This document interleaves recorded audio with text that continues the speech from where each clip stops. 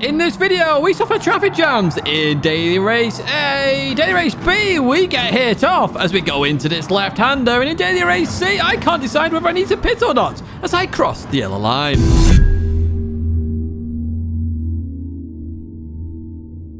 Hello everyone and welcome back to the Gran Turismo weekly race guide here in 2024. Week 14 presents an interesting week because it's some very close, very hard racing in all three races. First up in the background, you're looking at the Mazda touring car, which is a fantastic car to drive, and we're at Tsukuba, which isn't fantastic to race.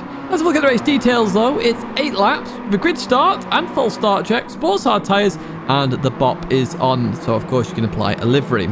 Key things to note here is DR upgrades are on, as well as SR, so there's no exclusions this week, which should be interesting for those that just raced race A, because you can now get driver rating up on it as well. So for those that are doing that, fair play to you. Now, if you don't want to do race A, there are some timestamps there for you. However, I did do race A because I love this Mazda touring car. I really do. The MX-5 touring car is absolutely sublime. Let's jump into the race then. Let's have a look exactly what happens. Right, here we go then with the first race here, Daily Race A, and this was done in the morning, folks. I know the video is in the afternoon. I apologise for that, but I went to see my best friends, and as it's Bank Holiday Monday, it was the only time we could do, so it is what it is. However, I did get time to do this race. As we kick off this race, traction control on 1, because it does do a bit of wheel spin here, and then we're going to go to traction control 0. Remember, hold the handbrake at the start there. That's the better way than the brake, because you just release it as a button. In towards turn 1 we go. Any crashes into this one?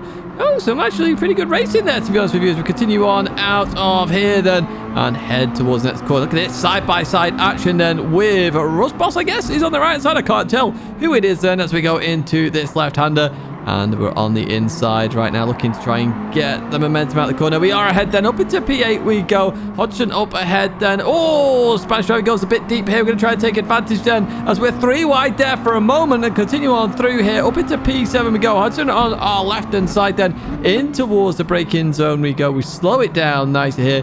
And we should have this done and dusted as we leave this corner. Now, critically, we're on the sports hard tyres, so the car is actually a little bit slippy, and you do have to be careful of that in this race. You really do. That oversteer is definitely prevalent and definitely obvious, so do be careful. Now, the Spanish driver goes way too deep into turn 1. We stick it on the inside. We go up into P6. Happy days indeed. So let's advance a bit further on in here. Oh, everyone's everywhere here. Oh, slight taps between cars, and we go into the back of Gov, and Gov gives us that position, I think. I'm not actually sure, you know, what actually happened there. I think Gov's actually letting us go there, but unfortunately, I think Gov just tapped into the concertina effect, just came into play there, let's be honest with you, as we went into that hairpin, so we did get that position.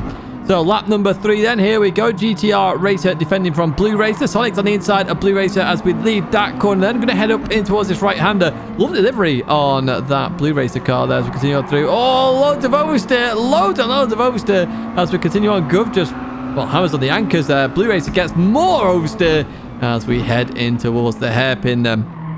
Slowing it down nicely, keeping it nice and tight. I will explain this in the lap guide, of course, as we continue on out of there, side by side. Let's fast forward to the end of the straight because nothing much changes here then as we go into this corner. Blue Racer left me some space there on the inside, but defends beautifully there as we continue on.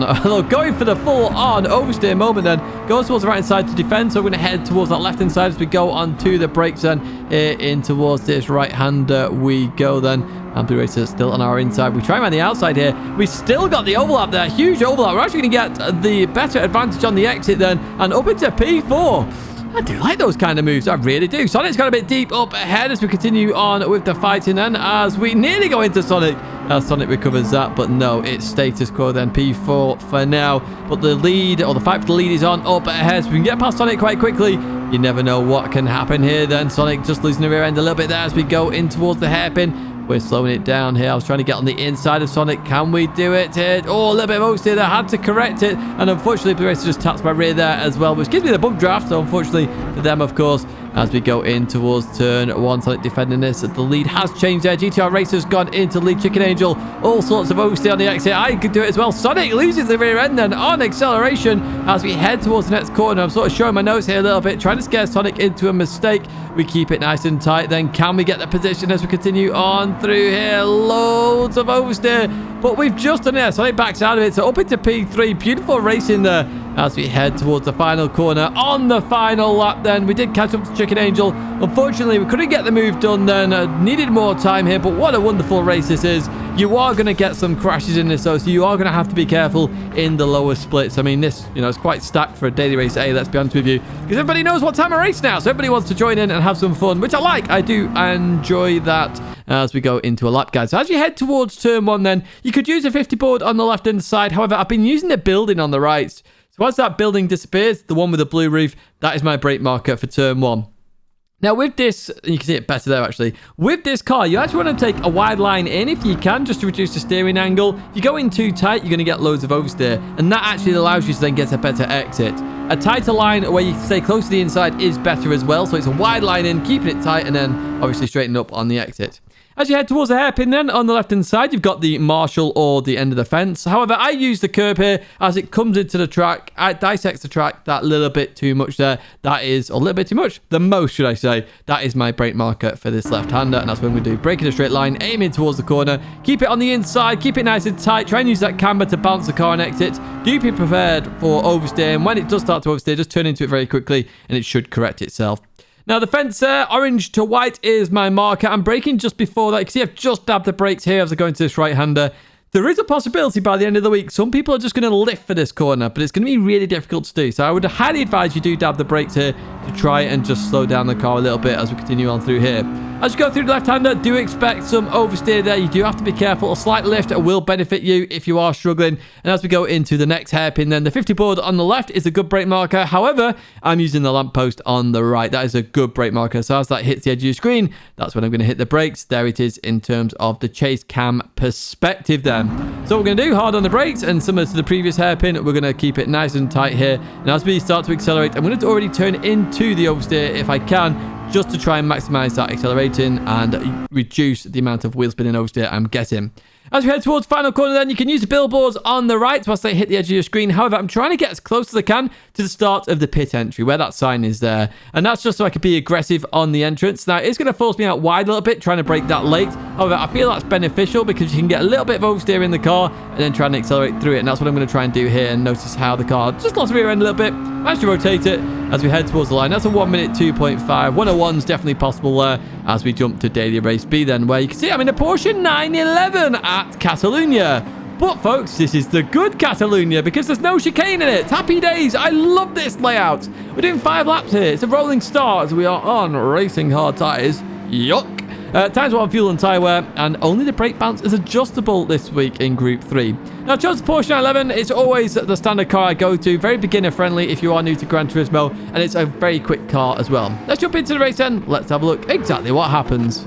Right, who's picked what then? In pole, we've got an Audi R8 LMS Evo. I was very tempted to use that. But in these guys, I want to go for the more friendly cars, ones that everybody can use, because then you've got a bit of a reference for it. If you're enjoying this video, of course, do give it a like and do subscribe to the channel as we fast forward straight away towards the end of the straight then, where we've got Lamborghini Huracan, a blue racer, up ahead in the Group 3. If you're wondering about the order these races are done, I start with Daily Race C the first time it's available, then I do Daily Race B, and then A, unless it's like an hour-long race in C, then it changes. But if you're in Discord, I will update you when I'm doing the races if you want to try and join in. Right, let's get towards the race. Then we've got Chelsea in a Beetle up ahead. Everybody's absolutely everywhere here. We've got South African there with a 1-second penalty. Chelsea gets oversteer. We're 3 wide then. You're 3 wide, as they would say in iRacing. In towards the left we go. Try and man the outside here. Oh, we got hit up the exhaust there. Somebody else is off, the South African driver, as we continue on out of here, trying to survive. Blue Race has been spun round there, and Jack is just waiting up there. 5-second penalty. We'll have a look at what actually happened there in the bloopers, of course, which will be at the end of the video. So we go to lap number 3, and I finally catch up to the back of the pack. I also get the fastest lap here, which is always nice. First thing on the day. Hello. Somebody's off towards the side there, so that's P12 then. But it's always nice to get at the start of the day, of course, because we've done very little practice for Daily Race B. We get like 8 minutes to practice, and that's it. And that's what I do here. So hello, Bianco there. Just losing the rear end a little bit, I think, on the exit there, which meant a slow exit. And that does mean I go up into P11 then. Oh, we got somebody going off there. That's Gov then. So we're going to go up into P10 and we've got Karma. Hello, Karma. part of TCR, of course. There are changes coming to TCR. I've finally pretty much done the wedding video now, so the next stuff is the TCR stuff, so do keep an eye out on Discord for that. As we see another spinner up ahead, yellow flag there, up into P9 we go. Comedy Gaming, we went for avoidance and then trying to break the slipstream then as we go into the first chicane and in towards this long right-hander. So the trick here is to try and get on the inside of somebody if you can, but Karma does that very nice indeed. A good defensive line then. Wasn't sure where to go here, so I'm going to go towards that left-hand side, try around the outside here. Very hard to do. I did do this versus TRL Lightning twice in the same race, I might add. Was it twice the same race? It was in 2 different races potentially. But it's back on an old stream if you really want to check that out. Lightning, of course, I consider one of, if not the best, Gran Turismo player of all time. Right, through there we go then. Comedy Gaming just got that a little bit wrong then. Going a bit too deep into that left-hander, but good exit there means they continue on in that P8 position. Once again, going a little bit deep in that AMG GT3 car as we head up here then side by side. Very hard to go side by side into this corner, but we're going to try it all the same. It's the good part about being in TCR, and when you see the TCR name, this is the point there you know you can race clean. Unfortunately, that was the last move of the day as I struggled to catch up after that earlier incident, so I came home there in P8, Chelsea in P7 there, but an R8 won there, and TCR Kent well played on P2 there, mate. Right, let's go into a lap guide then. You can see that brake balance down that bottom right-hand side. So turn 1, you can use the flag indicator there on the left. However, I use that building on the right, and you can use this in any game as well. It's a really good brake marker. So depending on your car, will depend on where you brake on that building, but in the Porsche, it's just after the building leaves the screen. In some cars which are quicker, you're going to brake when the building's on there, but you'll get a reference point built up there.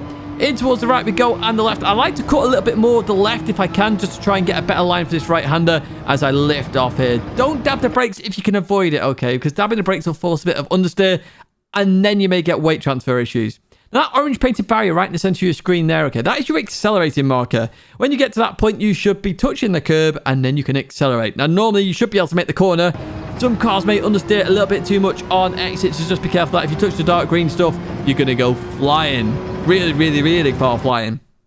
Right, okay, the next brake marker then. On the left-hand side, the edge of the bridge or the 50 board is your brake marker. You can see I'm abusing track limits here a little bit. Remember, the red and white curbing is track limits. So that's what I'm trying to do here. You can see that better there, okay. And that's to give me a better line for this right-hander as I go into it. It will cause a little bit of rear slippage, so just be careful of that. And as I go through here, I'm once again looking for those orange painted barriers as an accelerating marker. I haven't stopped it there, but you'll get the picture that you're looking for those on each and every corner as an accelerating marker. Now, the building, once again, coming in use here for this left-hander. So on the right-hand side, as that building hits the edge of my screen on bumper cam, that is when I'm going to hit the brakes. I'm about to hit the brakes now, so this is where it is in reference on the chase cam. Similar sort of environment there as you hit the edge of your screen. Now, it's going to hit a tighter line I find better. Just be careful on exit though. You will suffer some power oversteer in some cars. Don't run too wide either, because there are track limit penalties for running too wide on some of these curbs on the exit of corners. This left-hander then is the start of the curb there. Very long start to the curb. Literally the beginning of it is your brake marker. Be careful not to brake on it and then go on the grass, because obviously that will force some understeer and then a spin. You just got to be careful about doing that, because normally where you are looking is where the car will go. We accelerate through here. Be careful power oversteer on exits as well. It's very slippy on these racing hard tyres. And as we go up here, the end of the curb then is a marker. Now, in some cars, it says lift and turn in. In most cars, though, so I said that was for some, for most cars, you're going to dab the brake a little bit at this point, and that's to slow the car down enough so you touch the curb on the inside. You're going to want to touch the curb on the inside there. When you touch it, then start accelerating, and you should make it. Once again, avoid track limits on the exit there. If you run too wide, you're going to get a penalty. We head towards the sharp left-hander then, and on the left-hand side, you've got a Portaloo. I was going to sing some ABBA, but I won't do. Right, and then you've got the flag indicator there, which doesn't have a flag indicator on it, weirdly, in this version. It's very bizarre. But you can see it there, or the Portaloo on the left-hand side. Either of those are your brake marker for this hairpin. Now, I like to take a nice tight line here, try and get it turned so I can accelerate out in a straight line and avoid power oversteer on the exit. Be careful of the kink here, of course, that little bump there. And on the left-hand side, you have an orange fence. Now, I don't actually use that. I've just given you that a reference to each and every time. I just break in a straight line for this right-hander. That's how I do it. I base it on judgment more than a marker. You can see it more clearly there on chase cam. So I'm going to go hard on the brakes. And as I go around here, it's very hard to see the exit. So what I look for here is that sausage on the right-hand side. That is my accelerating marker, okay? That's a reference for me. When that hits the edge of my screen, that is when I'm going to accelerate. You can also use the orange painted barriers, as I've pointed out throughout this lap, as accelerating markers as well. They're really good, them, on the exits, actually. So that's what I'm going to try and do here as I continue on. I have no reference for this corner, so I lift off, turn in, and I'm trying to cut as much as possible while staying on the red and white curbing. But the final corner here, I'm using that pit entry sign there. That is my brake marker for this corner. You are going to have to brake a little bit here. And this is where it gets a bit awkward in some cars because they're just going to want to understeer off. Now, you really want to get the weight shifted so you can turn in and clip the curb so you can accelerate out. You're going to have to be careful on exits as well, remember, because of those track limits. So just be careful. We're going to head towards line, though. I think that was a 141.3. Plenty of time in this lap, of course, as we jump to Daily Race C then, where we're in Group 4. And if you haven't already guessed the track, it's Watkins Glen. It's the full circuit, the long circuits, of course. What exactly are we doing here in Group 4? I've chosen the McLaren 650S. We're doing 9 laps. It's a rolling start, racing medium tyres only, and you do have to pit at least once. Times 1 fuel, times 5 tyre wear, and only the brake bounce is adjustable here in Group 4. Now, this race is also going to be a very close race. Group 4 means slower cars, which means that the racing is closer, everybody's closer, and it does mean there is a little bit of strategy here as well to play with in the race. Let's jump to it then. Let's have a look exactly what happens, and maybe some carnage may ensue. Right, who's pit what on this race? Got Veyron in P1, GT by Citroen there by Shadow in P2, G2, wow, a mixture of cars here in this one. And as I say, if you are enjoying this video, do give it a like, do subscribe to the channel. We are on the journey to 50k. You also saw me pause the video there, or pause the race there for a brief second. That bug still exists. It's not as common now. It doesn't happen as frequent for me at least, but it still is there. So just keep that in mind in the race. It might be worth just having a little bit of a weave at the start of the race to make sure you've got full rotation if you are a wheel user, especially on the Fansett GT DD Pro, which is what is suffering from this as far as I'm aware. Now, Willet Bros has just sent it right down the inside of the Irish driver up ahead, which has definitely slowed them down. We're going to try and maximize that opportunity by going around the outside here. Going to be inside for this right-hander, and that's us up a place. We're nearly going to the back of Willet Bros there. Fortunately, we avoid the accident as we continue on through. Now, in Group 4, this corner isn't as risky on the throttle as in other categories. And again, this car being slower, this category being slower does mean better racing, closer racing, more fun racing, I would say, as the Irish driver tries to go around the outside on the right-hander. Doesn't really work very often there. It doesn't work this time either. Now, I was going to go in the pits. Then I realized I was already over the yellow line, so I can't go into the pits. I absolutely messed that up. Something else. You can see my smile there. No idea what I was doing there. We've got the Italian in the pits. We'll see what happens with them later on. But we've got Marisonic coming up to me very quickly then. Going to be opportunistic here. Go for that move down the inside then. And gives me room on the exit as we continue on through. So we are going to maintain that position for now as we go to lap number 3, where we do finally catch up with everybody else. Mascapi goes towards the right-hand side then. Willet Bros towards the left then.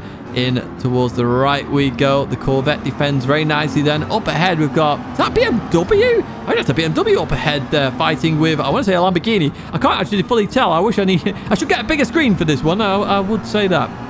You continue on through there, they're still fighting, and it's at this moment I decide I am going to pit, unless everybody decides to pit all at the same time. Because it's only times 5 tyre wear in a slower category of car, tyres aren't essential here, as you see them fighting up ahead there still. So I want my indicator on just to signal behind that I was going in the pits. You will want to do that if I'm honest. What we're going to do here is don't change tyre, don't refuel, and it goes to the pit crew extremely quickly. So you're going to have to be quick on that compared to Spa 24 Hour last week where you waited half an hour before you got to the pit crew. You've just seen it right there. Now, Mascafi, I assume, changed tyres here. I didn't, as I continue on, as you saw. And we are undercutting absolutely everybody here. We've got lap number 6 then. We've got the next few drivers as we continue on through here. See them coming out the pits right now. Now, these guys were fighting in the lead battle. And they've probably changed tyres then based on that fact. And we go around the outside of them all. We're into P4. What an undercut this is. And this is a strategy choice you need to make. Do you change tyres or do you not change tyres? If you change tyres, you've got a bit of traffic to fight. If you don't change tyres, potentially you've got to then defend for your life. And that's what I'm doing right here versus Roma, the Spanish driver, as we go up here then. You can see there, they're bump drafting me at the moment, which is probably a good thing to do here. Good strategic driving. I put my thumbs up there because it's just a little bit smart. If you go for the run too early, you're going to be on the outside of a corner. It's not going to really work.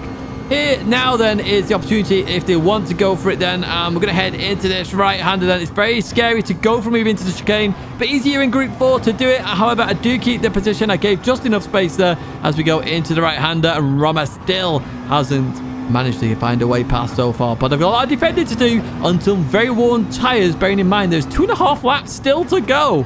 Let's see what happens as we go into left-hander. Around the outside is going to be very difficult to do in that Genesis.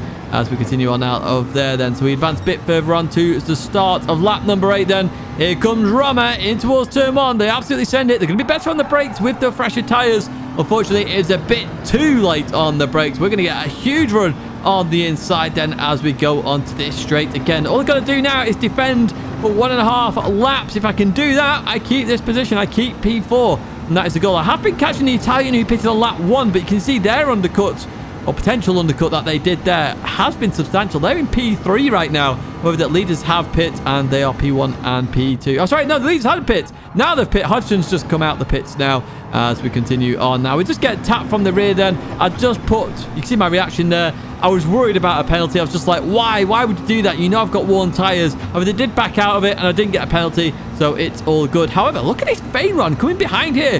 The Veyron has pace here at Watkins. Just keep an eye out for it. Look at the speed of the Veyron then. Going to go towards my left-hand side. Now, I was hoping to defend this in towards the chicane. What can we do here? But the Veyron's already passed before I get there. Beautiful move from Chippo. Really was well done there. Really was indeed. Absolutely superb stuff then as we go into this right-hander. Again, I'm still trying to defend from Roma. Slight tap from behind. I'm going to stay defensive here on the final lap. Of course I am. I'm not going to do anything else as we go into this left-hander. You're going to have to go the long way around. There's a fight for P2 up ahead. Frank one's got past Hodgson then as we head towards the line. And we finish in P5 in the end. A good fun race, that one. It really will be a good fun race this week. And I highly recommend you do check it out. So the strategy there is the lap you pit and whether you change tyres or not. Some interesting strategy, I would say. Now, we're going to go to a lap guide here then at Watkins. I've done this a lot of times. I know so some of you will be familiar.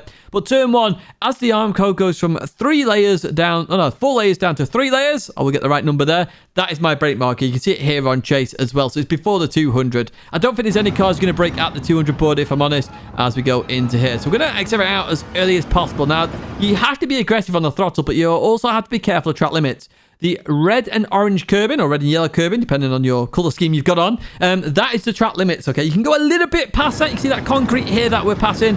That is technically track limits as well, but it's very hard to do. So just keep the curb as your track limits and you should be fine. Head towards the chicane then, we've got the 300 board and the Marshall box. Now, I'm actually using the Marshall box in this car. The Bugatti Veyron will definitely be braking before the 300 board here because it's carrying so much speed. But essentially, use those 2 markers as your reference point as you go into here. Okay, you see that in chase cam. Cut all of the inside there. Be careful cutting too much on the left-hand side there. But we accelerate through this corner now. And what we're looking to do here is just slow the car down. So I'm just dabbing the brakes a little bit. Now, we've got the exit runoff that we've got on the right-hand side. As that finishes, I'm trying to get on the power as early as possible. So that's my first accelerating marker. The second is the Marshall box that I also highlighted there. So I should try and start accelerating here. But you should start accelerating definitely before the Marshall box, okay? So keep those references in mind when you begin to accelerate. You should make the corner absolutely fine. Now, we've got the 200 board here. That is your brake marker for this left-hander. I kind of like a tight line here. The wide line, for me, doesn't have a lot of grip, so I try and avoid it as much as possible. But the tight line is a really good line to take here. You can just see where the 200 board is there on the chase cam, but very obvious mark here. So as I come into here, I'm trying to keep it as tight as possible. And what I'm looking for here is either the outside catch fence there, the end of it, that is my accelerating mark as it hits the center of my screen, or alternatively the fence on the left-hand side. As that gets very close to the Armco, that is also my accelerating marker. But I would use the outside one. It's in your visual line there, and start accelerating out of the corner. Right, let's head up towards the next brake marker then. This right-hander is uphill, okay? You can be very aggressive on the brakes, which is why I brake at the 100 board. You can brake extremely late. Uphill braking means you slow the car down quicker, and that's why we're braking so late. A tight line here, again, is also preferable for me personally. Some people like to go out wide a bit more, but I find that you're just losing a little bit of time there. And what I'm using here is that Marshall box as the accelerating marker. So once again, as it hits the center of my screen, I want to start accelerating. I can't see the exit of the corner. I need a reference point. That is my reference point, and you can see that on chase cam as well. Right, let's start accelerating through this corner then. And there's a little bit of an exit runoff that you can use, and you can just see it right there. And let's fast forward now towards the next brake marker, which we've got a 200 board there. Now, that's actually not the brake marker, but it's the reference I use, okay? So we're braking after this, and there's no reference point after it that you can really use, if I'm honest with you. So I see the 200 board, I brake just after it. Keep that in mind. You may find a reference point of your fancy, maybe some grass or whatever, but that is what I'm using. As I continue on through here, be careful track limits on the exit. That is a very small exit curb. And as I go up here, as I said on the previous uphill braking zone, you can be very aggressive. So that 100 board is last of the late breakers. I use the dead tree personally, so as that dead tree hits the edge of my screen, that is when I'm going to brake. A little bit more obvious on chase cam, you can see it right there on the right hand side. And for this one, while I'm not going super duper tight, I go in a little bit tight later on, and I start accelerating immediately when that marshal box gets to the center of my screen. And the reason for that is because I can't see the exit again. I know the Group 4 cars are more stable. I know I can be more aggressive on the throttle, so that is what I'm using in this scenario. Right, we continue on out there. Be careful as the barrier comes back in then. And the next corner is not actually a brake marker. It's more of a lift-off marker. And you got the 100 boards there on the left and the right. I'm using the right as my lift-off marker, but in some other cars, you'll want to use the left one. These are the two markers to use for this corner. And I'm going to lift off. Now, I'm staying in 4th gear. You don't rev this car to its limits in when you normally drive it. But I stay in 4th gear just to reduce any gear change, weight transfers. And you can see there, I make the corner successfully. The final corner there, we've got the tyres that then go into the Armco there. Very obvious marker on the left-hand side. That is my brake marker for the final corner. I drop a gear and I chuck it in. You really want to touch the curb on the inside before you start accelerating on this corner. You can see where that is on chase cam there. So as I come into here, I'm looking to clip the curb. I don't do it, so I've lost a bit of time in this corner. And as I continue on out, be careful track limits on the exit there as well. You can get it if you go so close to the barrier there. That's 52.3. 51 is definitely possible. All right, let's have a look at exactly what happened here with Hodgson, because I noticed Hodgson disappeared there. So on the inside of the Spanish driver. Oh, gets a whole load of oversteer and goes for a spin there, does Hodgson. That's unfortunate, but very, very easy thing to do in this car on those sports hard tyres. Now we've got, who's this then? We've got Watson in this Karma D Gaming in towards the barrier we go. Lost the rear end then. And one thing I wanted to highlight here was something unbelievable. I was not expecting to see this. I saw the chat anyway when I was racing at the time. Hodgson just waits up there to have a good race. That is awesome sportsmanship. Didn't involve Hodgson at all, but just wanted to race. Now up ahead then, you see me in the middle, 3 wide at the time. Everyone slows down here. A bit of a bash in, and unfortunately Jack just goes into everybody there. It's not Jack's fault there. It wasn't malicious at all. It's just the way Gran Turismo physics are, when people start hitting each other, they just slow down immediately and they just cause the crash. Now what happened to the Audi? Oh, they're on the dark green stuff. And all I know is that like you go for a spin if you touch it. And the Audi goes for a spin right there in the Audi R8. Right, what happened here then? Gov goes past Comedy Gaming taking a penalty. I think gets distracted by that and goes off in the runoff area then. So Gov unfortunately drops a few places as they continue back on circuit. Now the Ferrari, we did see this on the straight. What happened to the Ferrari then? Going through here. Oh, clips the gravel. Just the tiniest of clips on the gravel. That sent them round. Now there wasn't any bloopers for Daily Race C from what I remember, so I didn't do any. If you have enjoyed this video, do give it a like, do subscribe to the channel, stay in touch with all the latest content. But folks, that is it for me. Again, apologies for the slight delay, but friends are more important than the YouTube video, so I went to see them. 2 companies there to check out if you are buying from them. Links and codes in the description. 2 videos there to check out as well from previous days. A big thank you for watching as always. I appreciate the support and I hope to see you in another video live stream again very soon.